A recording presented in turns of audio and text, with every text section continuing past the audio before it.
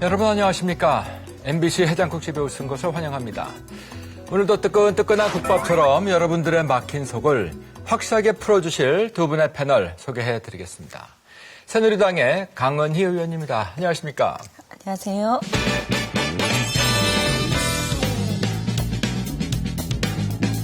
새정치민주연합의 김성주 의원입니다. 예, 안녕하세요.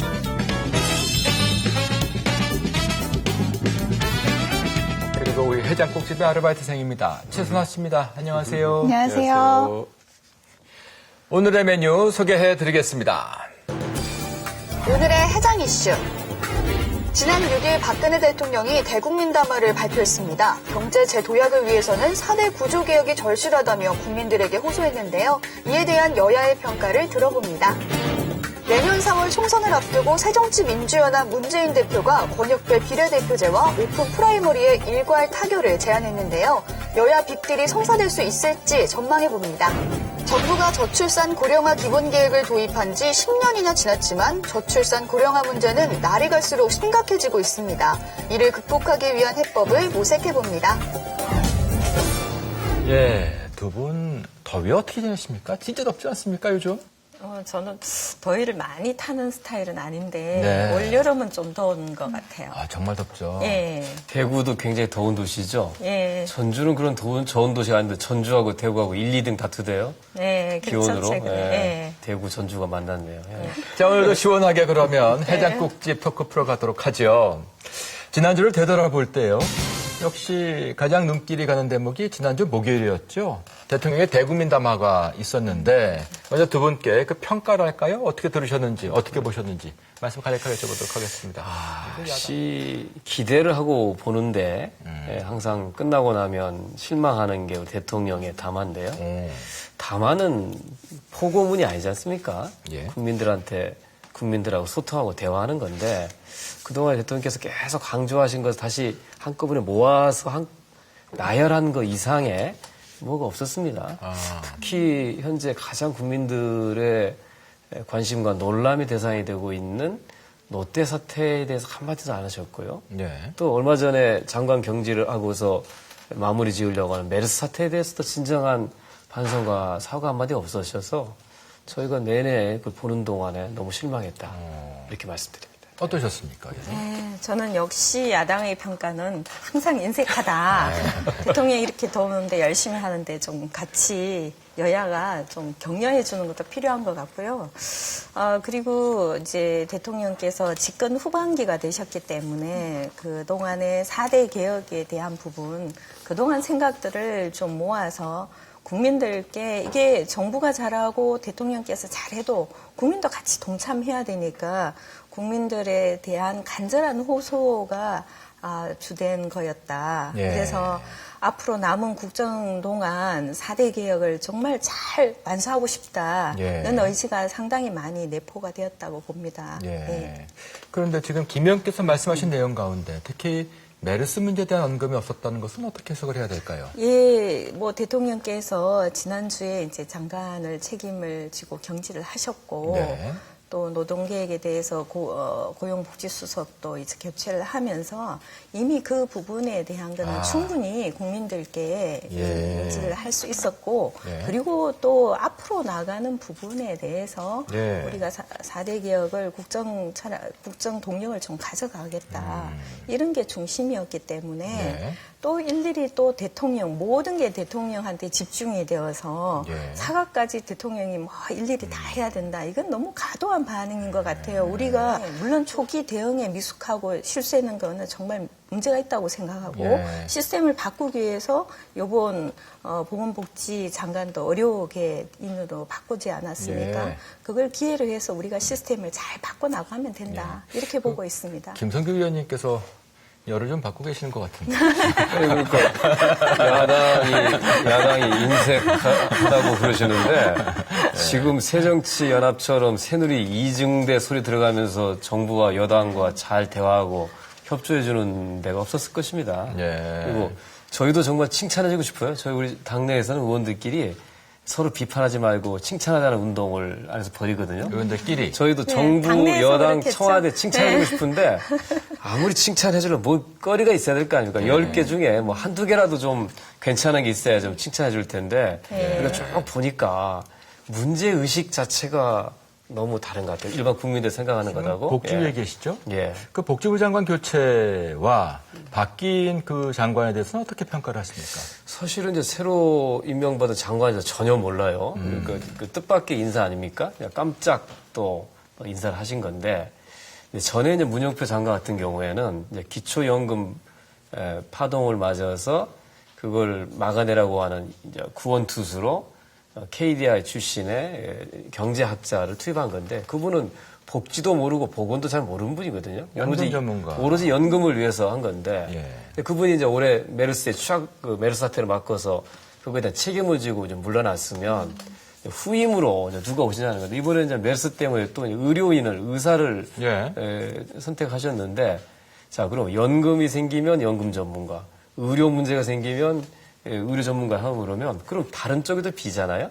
보건복지라고 하는 게 보건과 복지를 다 아우를 수 있는 사람이 있어야 되는데 있습니까? 그런 대한민국에 그렇게 인물이 없나? 있나요? 아, 누가 의심됩니다. 다 어려울 수 있는 사람이 누가 있을까요? 아니, 그러니까 제가 보기에는 그런 훌륭한 분들을 저는 굉장히 주변에 많이 알고 있는데 왜 이런 분들은 하마평에 오르지 않고 이런 분들은 장관을 안 맡기는지 도대체 청와대나 박근혜 대통령 저는 이해할 수가 없어요. 뭐 저는 지금까지 야당의 스타일로 봐서 당연히 트집을 잡을 거라고 생각을 트집이 했어요. 아니라니까. 사실은 둘 다를 전문으로 하기에는 보건과 복지가 일치하기가 참 어려운 과목이지 않습니까? 앞으로 감염병 추세가 많이 증가하는 예. 상황인데 우리가 그간 그 의료 전체 시스템은 상당히 많이 개선을 했지만 감염병에 대한 질병에 대한 거는 얘기는 됐었지만 실천적으로 하지를 못했어요. 최근 몇 년간의 그런 상황이 많았지만 이 의료계 출신의 장관이 17년 만에 됐지 않습니까? 예.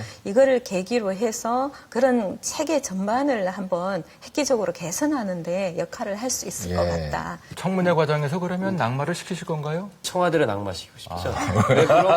왜 그 좋은 분들 놔두고 왜 이렇게 조금 좀 한쪽에서 봤을 때 조금 부족하다 생각은 드는 거 자꾸 왜 장관을 시키는 건지. 근데 저는 장관이 모든 걸 다 전문적으로 하는 건 어렵다고 보고요. 예. 다만 제가 알고 있는 이분은 병원을 그 서울 분당 병원 병원을 하셨죠? 처음 세팅을 하면서부터 그리고 그 병원장을 연임까지 했었어요. 그리고 네. 이제 그 병원 내에서 소통도 굉장히 활발하셨던 분이고 예. 그래서 단순히 의료인이기 이전에 소통도 활발하고 네. 그다음에 경영하는 시스템이나 이런 부분에서도 상당히 능력이 있는 분이기 때문에 연금은 지켜보자. 또 고용복지수석 쪽에서도 또 전문가로 들어가 있기 때문에 같이 공조를 하면서 협조 체계를 이룬다면 충분하게 무난하게 갈 수 있지 않을까요? 알겠습니다. 자, 그리고 또 한 가지가 그 선거구 제도에 관한 문제였는데 얼마 전에 그 문재인 대표께서 빅딜을 제안을 하셨습니다만 새누리당에서 사실상 거절을 한 것처럼 보도가 됐죠? 거절하신 거 맞습니까? 딱 이렇게 싹둑 잘라서 거절하시는 것보다는 정개특위에서 한 번 더 논의를 해보자. 네. 그러나 이제 구조적으로 가지고 있는 문제점이 많기 때문에 예. 권역별 비례대표가 대표제, 예. 되면은 사실 그 원래 비례대표들의 숫자가 줄어들 수밖에 없지 않습니까? 네. 그러면은 원래 비례대표들은 이제 지역과 직능 그리고 전문가 유입을 할 수 있는 좋은 어떤 제도인데 네. 그래서 권역별 비례대표제로 들어가면은 전문가 영역 부분이 축소될 수밖에 없기 때문에 네. 이런 한계에 대해서 이제 김우성 대표가 반대 뜻을 내비치셨고 네. 거기에 대해서 뭐 보완할 수 있는 다른 장치가 있다면 또 뭐 검토를 해봐야 될 내용이라고 보고 있죠. 네, 의원님. 어떤 배경에서 그러면은 문재인 대표께서 빅딜을 제안하셨을까요? 그래서 빅딜이라고 하는 뭐 표현은 좋은 건지 잘 모르겠습니다. 원래 오픈 프라이머리는 당내 후보 선출 과정에 대한 거고 네. 그다음에 권역별 비례대표제는 전체 국회의원 선거 제도에 대한 거지 않습니까? 다른 건가요? 이게 단지 오픈 프라이머리는 새누리당이 하기를 원하는 거고 권역별 비례대표제는 선관위 제안에 따라서 야당이 새정치 연합은 환영하고 받아들인 거고 여당은 이제 반대하고 있는 건데 네. 서로 다른 걸 서로 간에 빅딜한다고 하는 것은 조금 어쩔 줄 모르겠지만 저희 생각, 제 개인적인 생각은 네. 또 우리 당의 다수 의원들 생각은 가장 이상적인 선거 제도로서는 독일의 정당 명부시 비례대표제를 선호합니다. 그거는 10% 얻으면 10% 의석을 주고 40% 의석만 주는 거거든요. 그러니까 지금은 새누리당이 40% 얻어가지고 50%가 넘는 의석을 독점하는 거거든요. 그리고 그 10%가 넘는 득표를 호남에서 했지만 새누리당 의석은 전무한 거죠. 이러면 이렇게 사표가 많이 생기면 국민들이 선거에 대해서 무관심해집니다. 예. 내가 찍은 사람이 돼야 되는데 내 표가 의미가 없으면 자꾸 투표율이 낮아지고 정치가 멀어지는 거거든요. 이제 호남에서 새누리당이 10% 득표했으면 10% 의석을 주는 거죠. 영남에서 새정치가 20% 득표했으면 20% 의석을 주는 거죠. 예. 그러면 각기 어느 정당에 의한 지역 정치 독점이 사라지고 경쟁이 되면서 훨씬 네. 더 싸우는 정치가 아니라 서로 간에 공존하는 그런 미래형 정치가 가능할 거라고 생각하는데 너무 새누리당이 이렇게 해서 자기 의석이 전부 다 좀 줄어들 거라고 하는 너무 작은 계산 때문에 김무성 대표 같은 이런 그 대인이 그런 거에 대해서 너무 얇은 계산하더라고요. 선관위에서 두 가지를 제안했는데 권역별 비례대표와 그리고 이제 그 지역의 지역구를 띄면서 이제 비례대표를 동시에 등록하는 것 한 두 가지 제안을 했는데 지금 이제 뭐 영혼왕권에서 각 당이 전혀 되지 않는 부분을 일부 보완할 수 있는 부분. 네. 그래서 그 지역을 끼면서 비례대표로 이제 등록을 해놓으면은 만약에 선거에 낙선을 했을 때 비례대표가 되는 이런 제도로 보완할 수 있는 네. 지역별 보완은 될 수 있습니다만 그것도 일정 의석에 한해서 해야지 안 그러면은 지금처럼 이런 식으로 다 풀어놓으면은 기존 우리가 비례대표를 육성하는 시스템이 취지가 완전히 그럴 수가 무너질 있다. 수가 있다. 자, 최선아 씨. 네. 지난주에도 이 더위에도 불구하고 많은 분들이 우리 해장국집에 오신 것으로 알고 있는데 네. 어떤 얘기들을 주로 하시던가요? 지난주에도 이런저런 정말 골치 아픈 얘기들이 많았는데요. 그래도 딱 한 가지 예. 많은 분들이 이제 이목이 집중됐던 이슈가 하나 있었습니다. 뭐죠? 바로 8월 14일 광복절 전날이 임시 공휴일로 지정이 된 아하, 건데요. 예. 두 분께서는 그날 쉬시나요?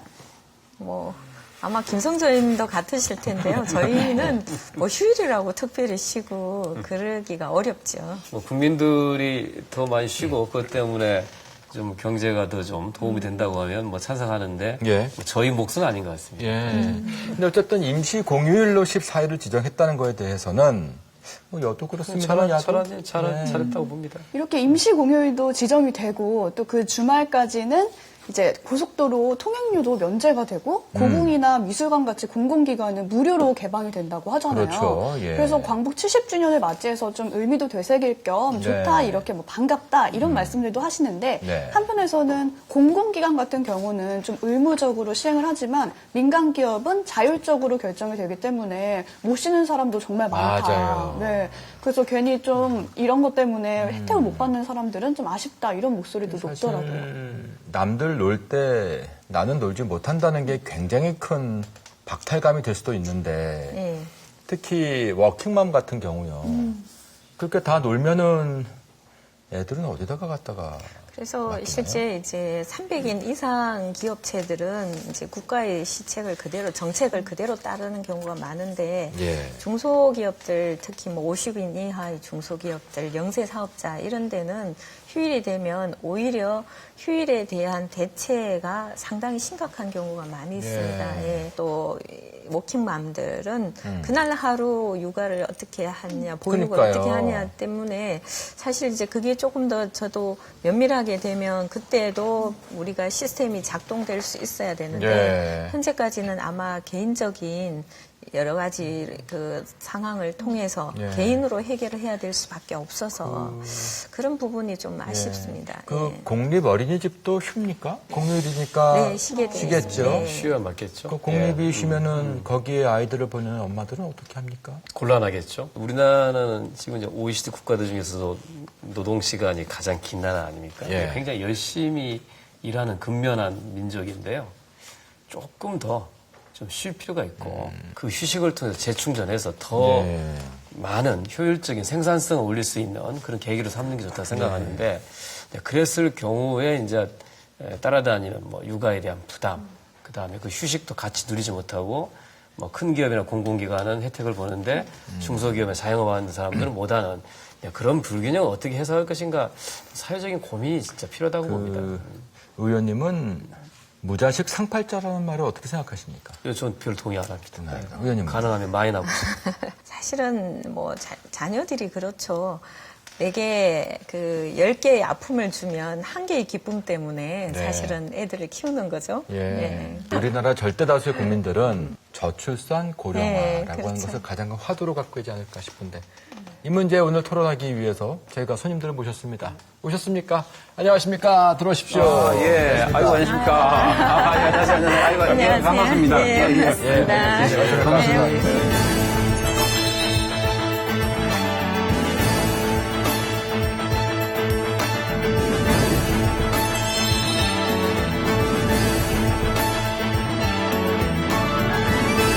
완전 포장마차네요. 예. 포장마차가 아니라 해장국집. 약주를 좋아하시라고. 술 두 잔만 있고 뭐 술은 뭐 없는 것 같아요. 벌써 다 드시는가 봐. 상당히 낯이 익은 인물이고. 아, 고맙습니다. 그 길거리에 가실 때 예. 다들 알아보. 예, 많은 분들이 많이 좀 알아봅니다. 예. 회사 들리면서 얘기하고, 예. 뭐 또, 산수유 회장이라고도 하고. 에피소드가 참 많습니다. 그렇겠습니다. 예. 그 얼마 전에는 제가 신문에서 잠깐 봤는데요. 예. 10억 원을 내놓으셨다는 말씀을 들었어요. 예, 예. 저출산. 지금 저는 대한민국 미래를 정말 걱정하는 국민이거든. 예. 이제 지금 우리 나이 또래 기성세대는 정말 나라를 걱정할 시기거든요. 예. 어느 날 제가 신문을 비행기 타고 갑니다 보니까 우리나라에 대해서 이 저출산에 대해서 심각하게 한번 낸 적이 있었습니다. 예. 9년 전에. 예. 그거 보고 이래서 안 되겠다 싶어서 대한민국 국민이 예. 세 번째 아기 낳으면은 200만 원씩 주고 있습니다. 누구나. 예, 누구나. 아무나 조건 없이요? 예, 조건이 조금 있어요. 그거는 이제 2008년도부터 예. 제가 그 시작을 했는데 두 번째 아기를 낳고 예. 임신이 안 한 상태에서 예. 제가 운영하는 카페가 있습니다. 예. 그 카페에다가 나도 세 번째 아기를 낳겠다라고 신청을 하고 약속을 하고. 예, 임신이 되어서 세 번째 아기 낳으면은 200만 원씩 주는데 현재 그것이 얼마 전에 다시 1억을 더 정지해서 총 10억이 나갔죠. 참. 네. 국가보다 낫네요. 일단 원인부터 짚어보도록 하죠. 저출산의 가장 큰 원인은 뭐라고 보십니까? 사실은 저출산 원인은 굉장히 복합적입니다. 네. 최근에 늦게 결혼을 하니까 아이를 낳고 싶어도 못 낳는 그런 그게 하나 있고 네. 또 다른 하나는 늦게 결혼을 하다 보니까 본인의 노후 생활과 아이의 어떤 교육 이런 것에 대해서 걱정이 많아가지고 둘 낳을 걸 하나만 놓는 이와 같이 그 자녀 수가 줄어드는 이런 그 인구 고령학적인 문제가 있고 또 다른 하나는 결혼을 하려고 하면 네. 취업을 하고 이 안정적인 직장이 있어야 되는데 이게 지금 굉장히 어렵다는 것이죠. 네. 우리나라의 경우에는 결혼 자금도 많이 들고 그다음에 이 보금자리를 갖다 마련하는 데 대한 주택에 대한 어려움이 굉장히 많이 있는 거. 이것도 이제 굉장히 큰 문제고 또 다음에 아이를 낳았다고 결혼을 해서 아이를 낳으려고 했을 경우에 여성의 경우에 보면은 그 일가정을 양립할 수 있어야 되는데 실질적으로 아이를 갖다 낳고 직장을 다니면서 같이 일을 갖다가 병행을 해야 되는데 네. 현실적으로 그게 쉽지가 않다는 것이고 또 중요한 문제가 뭐냐면 아이를 낳은 다음에 내가 낳은 아이들이 행복하게 이 사회에서 살 수 있을까? 일단 확신이 없다. 그것이요. 예. 가장 큰 문제는 교육의 문제거든요. 결국은 애 낳지 말고 살라는 얘기네요. 그 원인은 당장 해결될 것 같지는 않고. 해결될 수 있는 방법이 있어요. 예? 예, 해결될 수 있는 방법이 있습니다. 예. 뭐냐? 이게 보건복지부에서만 전문적으로 하는 것이 아니고 예. 예산을 지고 있는 재정경제부 모든 부서에서 그냥 똘똘 뭉치고 그리고 초혼 결혼하는 사람이 좀 빨리 결혼한 애에게 뭔가 그 특기를 줘야 돼. 빨리 결혼을 해야 애기 낳지 30살 넘어서는 많이 낳아야 2명 하면 1명밖에 못 낳죠. 사실 이제 가장 쉽게 해결할 수 있는 게 10,000원에 대한 지원을 빨리 좀 결혼 연령을 빨리 낮추는 부분 이런 데는 우리가 집중적으로 좀 지원해 줘야 될 필요가 있다고 네. 보고요. 지금 정부에서 내놓고 있는 정책들이 이제 과거에는 맞춤형 정책 해가지고 낳고 난 다음에 어떻게 하면 잘 키울 수 있도록 해주는데 지금은 구조 변화에 대해서 많이 연구를 하고 있습니다. 네. 그러니까 젊은 층의 취업 활성화, 일자리 창출에 대해서 보다 네. 직접적으로 좀 예. 투입을 해야 되고 그리고 신혼부부 주택에도 지금 예. 일부 지원을 하고 있는데 저는 좀 더 파격적으로 신혼부부 임대주택을 좀 늘려야 된다. 그리고 또 아까 마지막에 하는 그 교육 시스템의 문제 이것도 사실은 이 대학 서열화 때문에 그런 문제가 많이 일어나고 있거든요. 예. 그래서 이런 부분의 문제까지 복합적으로 진단을 해서 해결책을 내놓지 않는 다음에는 예. 이 문제를 풀기가 어렵지 않을까. 결혼을 늦추고 출산을 늦추는 게 개인적인 취향의 문제가 아니라는 거예요. 그게 무슨 문화의 문제도 아니고 사회적 개인적 구조가 그렇게 선택도 바뀌고 아니고 있죠. 왜 결혼이 늦어지나요? 되게 제가 젊은 친구들 왜 결혼을 안 해요? 그러면 아직 안정이 안 돼서요. 좀 좋은 직장 얻고 난 다음에 결혼하려고 합니다. 왜 결혼 안 해? 집이라도 한 칸 장만해야죠. 이런 거예요. 자, 결혼한 여성한테 물으면 왜 아이를 안 낳으세요? 직장에 다니는데 아이를 낳고 하게 되면 직장을 그만두게 될 줄 몰라서요. 또 나중에 승진에 불이익이 생길 것 같아요. 대단히 현실적인 문제거든요. 그 개인의 문제가 아니라 우리 사회가 만들어진 문제 때문에 이 저출산에 덫에 걸린 거거든요. 그러면 자꾸 개인적으로 애 더 낳아라 하고 그거에 대한 포상금 줄 게 아니라 왜 취업하기가 어려운가? 과감하게 청년 취업문을 넓혀야죠. 우리 회사는 여직원들이 좀 많습니다. 저희 회사 직원이 한 400명 되는데 네. 그중에서 여직원들이 한 3분의 2 차지지. 많으면 하나 더 낳아라. 싫습니다. 왜? 힘들어요.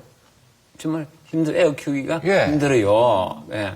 그 힘드는 걸 해결해 줘야 되거든. 예, 그렇습니다. 그러면 힘든 거 해결해주는 방법은 그럼 이거 직장에 안 다니면서 애만 키우라. 그러면 살아가기 힘들잖아. 예. 그러면 살아가기 좋도록 만들어주는 방법. 예. 그 방법만 있으면은 계속 되는데 오늘 같이 이와 같이 방송이 지금 토론을 하죠, 그죠? 저출산에 대해서 예. 이런 것을 다른 언론에서 계속 저출산에서 많이 달아야 돼. MBC에서 이거 정말 잘한다고 생각해요. 회장님 참 제대로 하네. 아, 예, 제대로 합니다. 근데 아무튼 다시 돌아가서 결론적으로 한마디로 요약을 해보면 힘들기 때문인 거죠. 그렇습니다. 힘들고 또 다른 하나는 그 여성들이 이전에 비해서 굉장히 경제력이 생겼죠. 그러니까 사실은 굳이 뭐 여성 비하적인 표현이 아니고 예. 지금은 뭐 굳이 결혼하지 않아도 내 혼자 골드미스로 잘 사는데 예. 굳이 결혼할 필요가 없다. 이런 가치관의 어떤 그 변화도 그럼 굉장히 중요한 그런 그 부분도 있어요. 급여 수준이 높을수록 애를 더 안 낳는다는 그렇습니다. 거죠. 왜 그러냐 그렇습니다. 하니까 자기의 이거를 그대로 유지하기 위해서 그렇습니다. 예. 아이를 하나 더 낳을 경우에는 일가정 양립이 불가능하기 때문에 아이를 하나 넣고 거친다는 거죠. 그러니까 잘 살면 잘 살아서 안 낳고, 네. 못 살면 못 살아서 안 낳고. 부족해서 못 낳고 네. 그렇게 되는데 예산과 재정 문제만으로 과연 이게 해결할 수 있느냐 네. 그 문제도 좀 아닌 부분입니다. 그렇습니다. 우리 예. 사회 인식도 그렇습니다. 바뀌어지고 예. 사회 환경도 그렇습니다. 바꿔줘야만이 그래서 지금 가장 큰 마지막 핵심 문제가 뭐냐 하면 그럼 왜 비용이 많이 드느냐 교육 문제 때문이거든요. 아니, 돈 있는 사람이 안 낳는 것은 그것도 아니지 않습니까? 예, 그렇지만 돈 있는 사람도 그런 불안함은 있다는 거죠. 예를 들어서 지금 교육비 부분, 그리고 그 자기의 지금 생활을 안정된 삶을 유지하기 위해서는 또 다른 비용이 투입이 돼야 되고, 그리고 둘 중에 선택을 해야 되는 상황이 되니까 예. 안 낳게 된다는 거죠. 저출산의 근본 원인은 저는 경제적인 이유에서 찾아야 되는 게 맞고요. 보편적으로는요. 그러니까 아주 고소득층의 경우는 특별한 경우죠. 네. 거기다 초점을 맞추고 정책을 하면 안 된다고 보고요.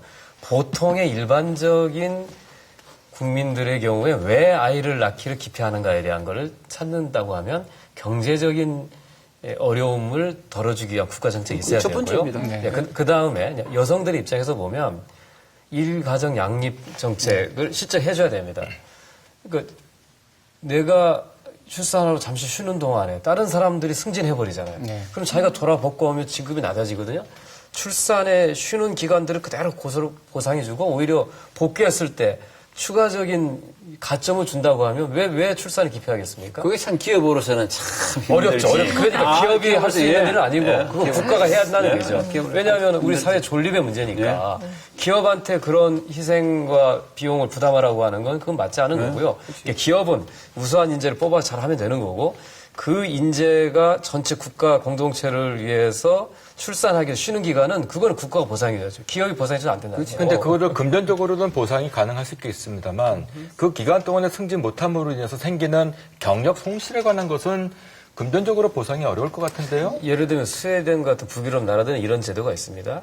정치인에게 있어서 50% 이상을 여성을 하도록 제도화이고 지금은 거의 반절 정도가 다 여성 국회의원들입니다. 네. 최근에 뭘 하고 있냐면 회사에서 여성 임원주를 10% 이상 의무적으로 늘리려고 네. 하는 그런 법안을 통과시키고 있어요. 근데 그런 양성평등 사회로 가지 않으면 누가 출산하러 취직하겠습니까? 제가 보기에는 지금 많이 경제적인 이야기가 많이 나오는데 사실은 또 하나는 그 문화적인 측면도 굉장히 강합니다. 가정 안에서 그 남녀가 같이 그 육아를 갖다가 해야 되는데 우리나라의 지금 현재 이런 그 가부장적인 이런 문화에서는 어이구, 아직도 사실은 가부장이라고 생각하십니까? 아직 부분적으로 많이 있습니다. 아, 실제로.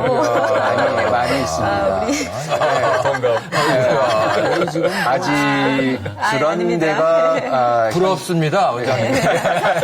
실제로 우리가 가부장이 아직 상당히 있는 예. 것으로 제가 알고 있습니다. 가부장제가 아니더라도 우리가 어릴 때부터 키운 오랜 습관에 의해서 똑같이 맞벌이 부부라도 그 여성이 담당하는 가사 노동 시간과 남성이 감당하는 그렇죠. 노동 네. 시간이 뭐 비교가 3배 되겠죠. 이상 되기 네. 때문에 그런 부분도 사실은 뭐 적게는 뭐 이게 그 정도는 해결할 수 있지 않느냐 하지만 실제 예. 살아보면 짜증이 나는 일이에요. 여기서 잠깐. 최선아 씨. 네. 결혼을 어떻게 생각을 하고 있어요?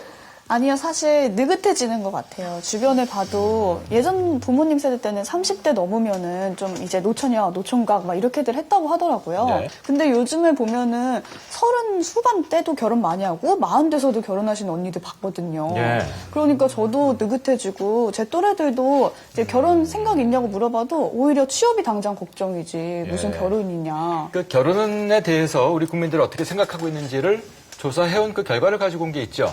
네. 좀 알려주실까요? MBC에서 한국갤럽에 의뢰를 해서 지난 6월 5일부터 30일까지 전국에 있는 성인 남녀 3,000명을 대상으로 설문조사한 결과인데요.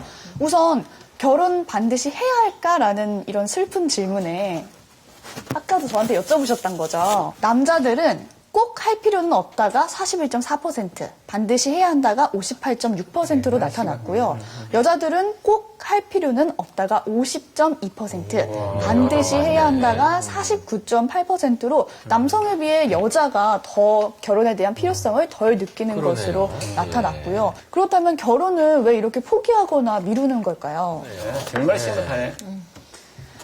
집값 등 결혼 비용이 부담스러워서가 29%로 가장 높았어요. 역시나 경제적인 문제가 가장 컸고요.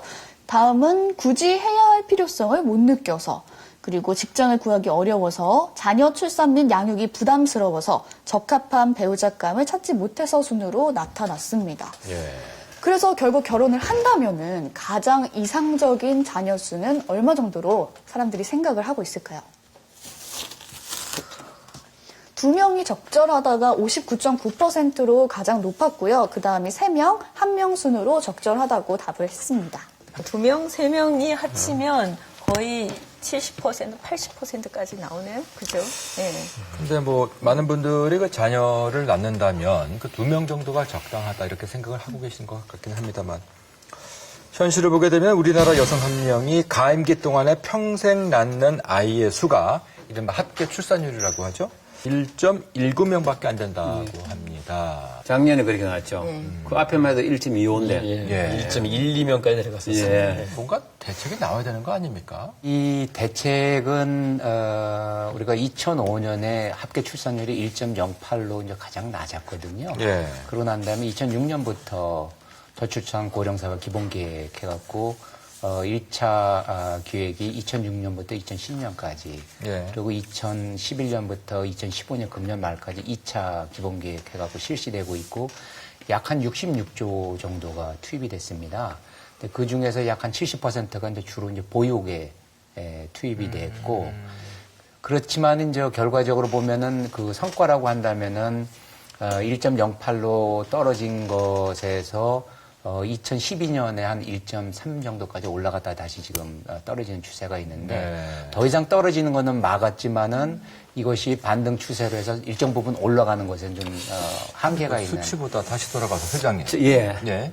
그 옛날에 그 상황을 제가 다시 한번 생각을 해보게 되면 정말로 어려웠던 시기가 우리의 60년대, 70년대였습니다. 그렇죠. 예. 근데 그때는 둘도 많다는 그렇죠. 표가 예, 있었습니다. 산하제한 시키잖아요. 근데 예비군 훈련 가면, 예. 예. 정관 수술하면 예비군 훈련 빼주고 그냥 집으로 그냥 보내주고 했습니다. 그렇게 어려웠던 시기에는 아이를 많이 낳는데 예. 아무리 어려워도 그때보다는 지금 좀 낫지 않겠습니까? 좋죠. 그래서 우리 위원님들이 어떤 일을 해야 되는 거 아니? 임대주택을 만들어서 또는 정부에서 만들어서 초혼 결혼하는 사람들에게 임대주택을 좀 주는 거야. 예. 주면은 초혼을 빨리 하면은 일단 임대주택에서 한 10년 그냥 살 수 있도록 만들어주는 거야. 임대주택은 사실 국민주택기금들이 있습니다. 그런 기금들이 지금 계속 연 단위로 순환되고 있는데 그 부분들을 좀 더 강력하게 그렇지. 투입을 해서 예. 임대주택을 좀 대폭적으로 확대를 그렇죠. 해서 신혼기간에서는 좀 안심하게 할 수 그렇지. 있고 그 이후에 점진적으로 이동할 수 있는 장치를 제도적으로 좀 만들어서 그래서 해볼 필요가 있습니다. 자, 예. 초혼 여성 나이는 25세 미만, 남성 나이는 30세 미만 결혼해서 저기는 임대주택을 10년 정도 쓰는데 두 번째 10년 동안 두 번째 아기를 낳고 세 번째 남자애들은 영구적으로 쓰도록 또 만들어주는 거라. 그러면 저출산 해결되지. 아니, 뭐, 개별적인 그 정책 아이디어들이 중요한데요. 예. 중요한 거는 경제적 요인이 있는 거니까 젊은 청년들에게 일자리들을 많이 만들어주는 거에 대한 노력이 필요하고 네. 이제 일자리 벗어날 수 있습니다. 창출을 어떻게 하면 일자리 창출이 된다고 생각하십니까? 젊은 친구들이 가장 좋아하는 일자리는 안정된 일자리입니다. 그 안정된 일자리라고 하면 공무원 또는 공공기관이거든요. 이쪽 분야 일자리 늘리는데 인색하지 말아야 됩니다. 우리나라는 국민 1인당, 그러니까 국민 숫자당 공무원 숫자 결코 많은 나라가 아닙니다. 이걸 늘리기 위한 노력을 저는 해야 한다고 보고요. 또 민간 부분에서 일자리, 특히 기업들, 특히 큰 기업들이 돈만 벌어서 이거를 사내 유복을 쌓아놓지 말고 이거를 투자를 하든지 고용을 늘리는데 획기적으로 써야 됩니다. 공공 부분의 일자리 부분을 늘리는 거는 그 아주 순간적인 처방은 될 수 있어요. 예. 저는 제가 늘 주장하지만 공공 부분의 일자리를 늘린다는 거는 결국은 국민의 세금을 예. 더 많이 걷어야 된다는 거거든요. 어쨌든 예, 그거보다는 예. 기업이 더 활성화되고 일자리를 창출할 수 있어야만이 예. 기업은 원래 속성적으로 끊임없이 성장하려고 하는 욕구가 있습니다. 그렇기 때문에 예. 기업의 일자리를 많이 창출해 주는 게 제대로 된 일자리고 일반 행정직 공무원 늘리는 게 아니라 교사, 예. 소방관, 경찰관 알겠습니다. 이런 예. 데서 숫자를 예. 충분히 먼저 늘려야 된다는 말씀하세요. 얘기예요. 예. 네. 제가 조금 다른 그 측면에서 예. 저출산 고령화 사회에 대해서 말씀드리면은 우리가 그 인구가 줄어드는 문제를 해결할 수 있는 또 다른 하나의 방법은 뭐가 있죠? 우리나라에 지금 해외 유학생들이 많잖아요. 네. 이들 중에서 좀 이 고학력 있는 사람들이 우리나라에 정착하도록 하는, 유인하는 3차 정책에는 그게 포함되어 있습니다. 예. 네. 지금은 거의 그러니까 노동계층, 노동력만 흡수하는 네. 1차 정책이었는데 앞으로는 이제 고학력자를 흡수할 수 있는 정책을 계속 지속적으로 펼쳐야 지금 이미 출산된 인원을 늘리기는 어렵거든요. 네. 그래서 그 간격을 메워줄 수 있는 예. 지금 10세나 11세 이하에는 평균 학령 그 연령이 한 45만에서 48만밖에 안 예. 되기 때문에 이 아이들이 생산 인구가 되면 우리나라 전체 생산 인구가 확 급격하게 줄어들기 때문에 네. 이 부분에 대한 후속 대책으로는 지금 원장님이 말씀하신 걸로 메워줘야 됩니다. 또 다른 하나는 우리나라 같은 이 경우 보면은 그 자녀를 출산하는 가정의 경우 보면 다 어떤 그 법적인 결혼 후에 자녀를 출산을 하지 않습니까? 이 프랑스나 독일이나 스웨덴 같은 경우 보면은 사실은 미혼 가정에서의 출산율이 전체 출산의 절반을 차지하거든요. 비혼 가정이잖아요. 비혼. 그러니까 결혼을 맞아요. 법적인 결혼을 네. 하지 않은 상태에서의 이 출산율이 전체의 절반을 차지하는 게 우리의 경우에 보면 약 한 2% 정도에 불과하거든요. 그 말씀은 비혼 가정을 늘려야 된다는 말씀이십니까? 그런 것에 대해서 출산을 갖다가 우리가 늘리려고 하면 그런 것에 대한 가치관의 변화와 어떤 그런 것이 필요하다는 것이. 그렇지 않고는 근본적인 어떤 그 해결을 갖다가 하기가 어렵다. 그러니까 원장님 처방 중에 하나가 이제 비혼 가정에 대한 인식을 바꿔야 된다. 그렇죠. 가치관의 변화와 그 다음에 정책적인 지원도 바뀌어야 되거든요. 우리는 지금 같은 경우 보면은 비혼 가정의 경우 보면은 법적인 지원이 굉장히 약하거든요. 그러니까 차별을 하고 있거든요. 그 프랑스 사례를 보면 굉장히 파격적인 부분이거든요. 물론 지금 우리나라의 어떤 그 성향상 그리고 이제 그 가족 제도상 그 프랑스의 그런 사회적 현상을 다 받아들이기에는 상당히 시간이 걸릴 것으로 보고 있는데요. 다만 지금 모든 이제 제도의 집중이 그러니까 그러니까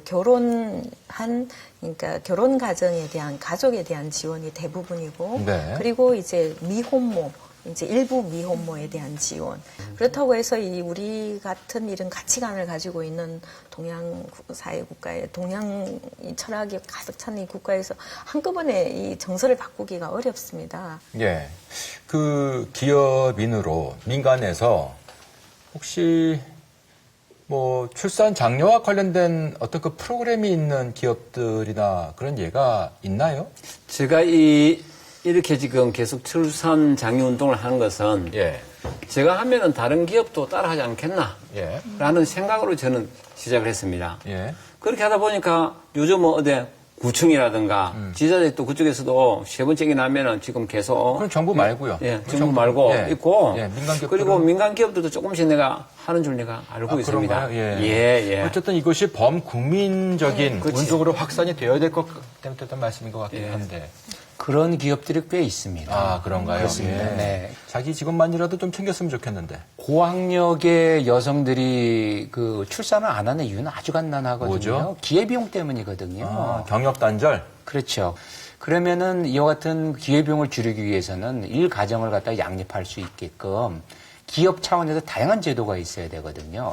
그러니까 제일 이제 우리가 단순하게 생각할 수 있는 게 어린이집 같은 것부터 시작을 해야 되는 것이고, 그 다음에 그 출산을 하고 난 다음에 그 여성이 다시 원만하게 다시 그 원직장으로 복귀할 수 있게끔 커다란 눈치를 보지 않고 출산 휴가를 갖다가 쓸 수 있게끔. 그러니까 이와 같은 그 전반적인 그 기업 문화가 개선되지 않고는 일가정 정부에서 아무리 이걸 갖다 지원을 해준다고 해도 기업에서 이것을 적극적으로 호응하지 않으면 일가정 병행이 안 된다는 것이고 현실에서 그런 기업들이 꽤 있습니다. 그 가족 친화 인증제도라는 것을 알고 계십니까? 그거 이게 잘 되고 있습니까? 저희들도 그거는 가족 신화 인증제도 해가지고 저희들도 정부에서 그 인증서도 받고 했는데 인증받으면 뭐가 좋아집니까?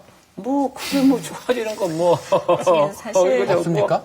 정 하나 받고 뭐 조금 특혜가 있는 모양인데 가슴에 와 닿을 수 있는 뭐 그런 특혜는 그냥 이제 좀 저희가 보완을 해줘야 될 부분이 그 가족 친화 인증 기업을 해주더라도 정부 지원이나 이런 게 구체적으로 제대로 되어 있지 않습니다. 다만 이제 명예와 그리고 우리가 이러한 기업이다라는 존재를 부각시키는데 그치고 있기 때문에 사실 그거를 오히려 인정받는 걸 조금 부담스러워하는 기업들도 있습니다. 실질적인 혜택을 좀 줄 수 있도록. 뭐 세무조사를 좀 연장을 해준다든가 뭐 기한을 좀 뒤로 해준다든가 이런 실질적인 지원 제도가 조금 같이 곁들여진다면 이 인증 제도 자체가 효과적으로 좀 작동하지 않을까. 그리고 전부 다 기업에다가 모든 것을 기업에서 해줘야 되는데 기업에서 일일이 그런 건 다 해줄 수 없어요. 기업은 만약에 안 됐을 경우에는 또 어떻게 하는데 저도 저희 회사는 복지제도가 좀 잘 되어 있습니다. 단 직원들에게 이익이 났을 때 이렇게 해준다. 직접 하면서 해줄 수가 없잖아요. 그 저희 보건복지위원회 내에 보육소위원회하고 저출산 소위원회 두 군데를 좀 뒀습니다. 그래서 우리가 제도적으로 현재는 보육료 지원 중심의 지원책을 써왔는데 예. 이것이 출산율 제고 효과에 크게 도움이 안 된 거 아니냐라는 이런 좀 내부 반성이 좀 있어요. 그래서 좀 더 근본적인 정책들 다시 한번 살펴보자 그래서 최근 여야가 구성에 합의하고 인선 중에 있습니다. 조금 더 근본적으로 보면은 우리나라가 기본적으로 출산율 제고를 위해서 많이 비용을 그동안 급격히 늘은 것은 사실입니다. 네. 그럼에도 불구하고 사실은 아까 우리가 봤던 프랑스나 뭐 스웨덴이나 독일 같은 국가에 비해서는 약 한 4분의 1 정도밖에 안 됩니다. 그래서 전체적인 규모도 조금 더 향후 경쟁 여건을 봐서 더 높일 필요가 있고 또 예를 들면 사실은 그 어느 정도 경제력이 있는 국가 중에서 이 육아 아동 수당이라고 하는 제도가 도입되어 있지 않은 나라는 사실은 드물거든요. 네. 그래서 우리가 그 자녀에 대해서 아동 수당 같은 것도 도입하는 이런 것도 우리가 좀 긍정적으로 검토해야 되고 네. 이 복합적으로 좀 네. 접근할 필요가 결국 아이를 낳고 싶은 세상을 만들어주시면 되는 거겠죠. 네. 그게 뭐겠습니까? 결국 내 아이가 나보다 더 행복한 세상에 살 수 그렇습니다. 있다는 생각을 하게 그렇습니다. 되면 그렇습니다. 그러면 낫겠죠. 그렇습니다. 그렇습니다. 예. 근데 문제는 그 생각이 별로 안 된다는 네, 거죠. 그렇습니다. 지금 네, 상황에서는 현실적으로 지금 현재 보면은 그 일하는 사람 6명이 노인을 1명을 부양하는 구조입니다. 예. 우리나라가요. 예. 근데 2060년이 되면은 일하는 사람 1명이 노인 1명을 갖다 부양하는 세대입니다. 쉽게 해서 목마 타는 사회라고 하는데 저출산이라고 하는 게 우리나라 경제 성장에도 영향을 미치고 예. 그리고 복지제도에 대한 이런 그 심각한 문제. 예. 그래서 참 우리가 장기적으로 좀 볼 필요가 있다 이런 생각이 듭니다. 자, 회장님, 그 기부분에 대한 좀 말씀 여쭤보고 싶은 게 있는데 예. 어쨌든 그 민간 입장에서 그 10억을 내놓는다는 것이 예. 이게 쉬운 일이 아니거든요. 예. 자기 돈 아깝지 않은 사람 어디 있습니까? 예. 노블레스 오블리주를 하죠. 그래서 저는 이 얘기입니다. 은행에 수백억, 수천억 있어도 그거는 자기 돈이 아니고 쓰는 순간 자기 돈이다. 라고 써야 자기 돈이라. 네. 쓰지 않으면 어떻게 돈입니까? 저는 항상 이제 한번 써봐라. 많은 사람들이 가끔 제가 강의를 하고 그다음에는 어떤 분들 강의 끝나고 나면 뛰어와서 제 손을 잡으면서 고맙습니다. 왜요? 세 번째 얘기나고 회장님한테 200만 원 받은 수혜자입니다. 얼굴도 모르지 저는 500명 정도에게 천주 줬으니까. 그렇지 주고 나면 그렇게 참 기쁩니다. 이렇게 네 분과 함께 정말로 심각한 주제를 유쾌하게 풀어보기는 했는데요. 모쪼록 해법은 하나일까 하는 생각을 해봤어요. 예. 보다 더 잘 사는 나라 만들고 예. 보다 행복한 세상을 만들면 이 문제가 저절로 풀리지 않을까 생각해보면서 예. 최순아 씨, 네. 내 말 맞죠? 네, 맞아요. 생각이 좀 바뀌었어요? 아니요, 좀 정책적으로 도움을 많이 주셨으면 좋겠어요. 오늘 이 했던 얘기들이 그냥 없어지는 게 아니라 네. 정책에 그대로 반영이 돼서요. 좀 아이도 많이 낳고 우리 인구도 늘어나고 또 우리 청년들도 7포 세대라고 좀 하지 말고 칠성이라고 해서 좀 7가지 이루는 네. 그런 세대가 됐으면 좋겠습니다. 자, 저는 저한테 청첩장이 딱 오면은 아는 생긴 대로 낳아라 해가지고 제 이름에서 항상 보내줍니다. 오늘의 건배사는 그 회장님께 예. 부탁드려볼까요? 예, 그렇죠. 어떻게 할까요? 제 예. 아는 하면 생긴 대로 낳아라. 자, 막걸리 잔 드시고. 예. 자, 다시. 아는 생긴 대로 낳아라.